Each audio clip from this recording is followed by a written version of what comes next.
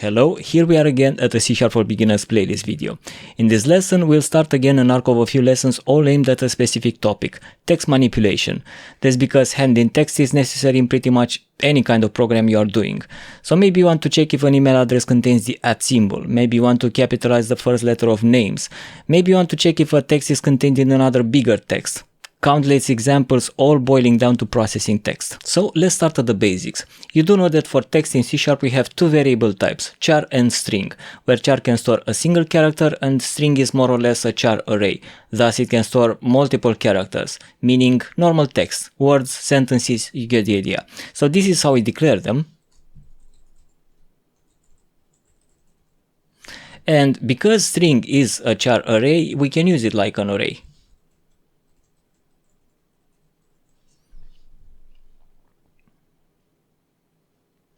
So because we access the second position in the char array in the string, remember array indices start at 0, not at 1. So 1 means the second position. Sure, the second position in our text is the letter O, which is exactly what we see on the console. This doesn't mean that we can update it like we would with a normal array though. So this doesn't work because, as explained in the previous lesson, strings are immutable, meaning once declared they cannot be modified. When we assign a new value to an existing string variable, what is happening is the stack cell is updated to point to a new heap cell, as explained in the stack versus heap lesson.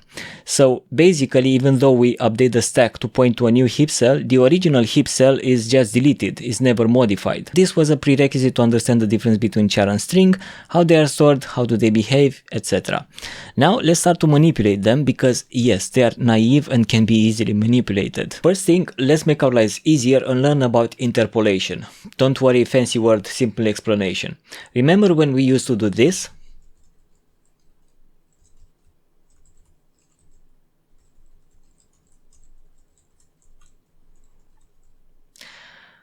This is awfully error prone. I remember being a junior and not necessarily understanding what quotation mark is paired with what quotation mark, is it one missing, is it one too many. There are better ways and this is one of them.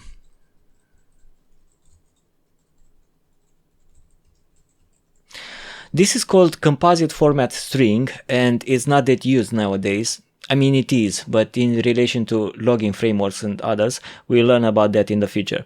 For now, you just need to recognize it when you see it and understand how it works, and the explanation is simple.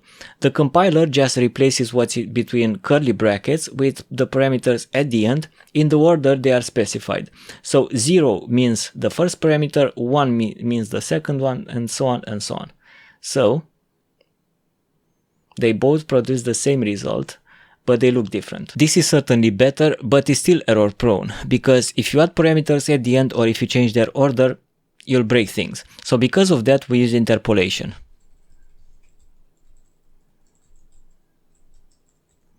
The first thing to notice is the $sign at the beginning of my text. That's what enables interpolation, so be careful, without it, it won't work.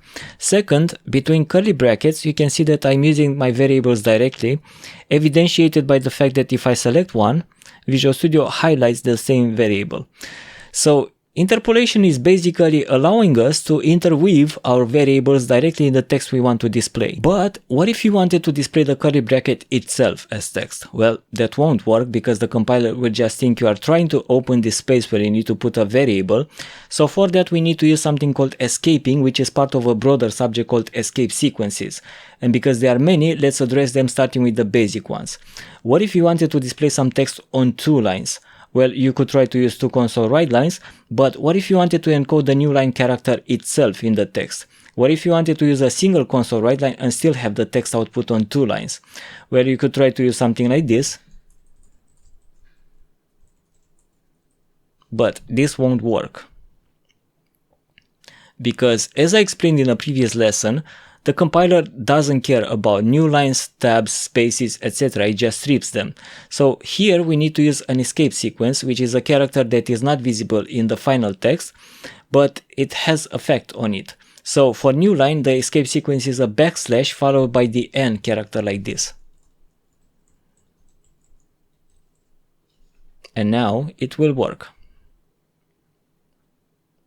And you can see that Visual Studio highlights it with a brighter color to indicate this is an escape sequence, not normal text. You should also know that Windows, being the inbred child of operating systems, has a different escape sequence for new line, which is this one. And works the same. If you want to display a tab character in a text, you need to do something like this. So backslash followed by T.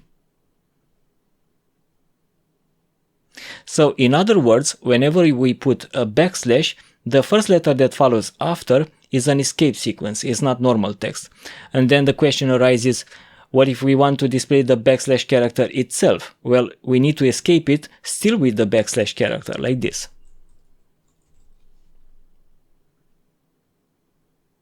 So we have a backslash. Same for quotation marks. Since they are used to tell the compiler where some string begins and ends, you cannot just randomly pop up quotation marks inside your text. They need to be escaped. So, and now we have quotation marks. There are many other escape sequences, but I'm not going to go through all of them. If you're curious, you can search for them yourself.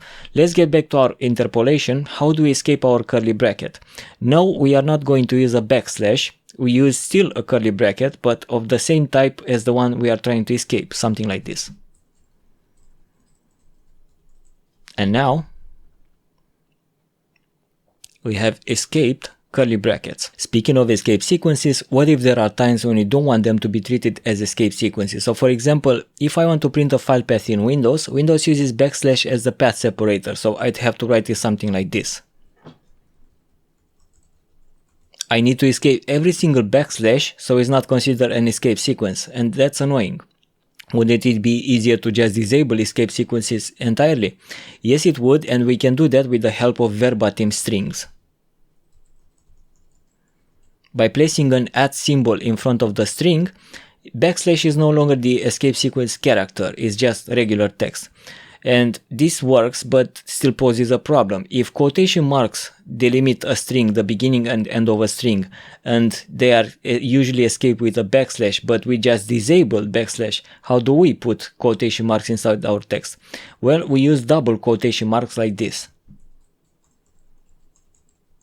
And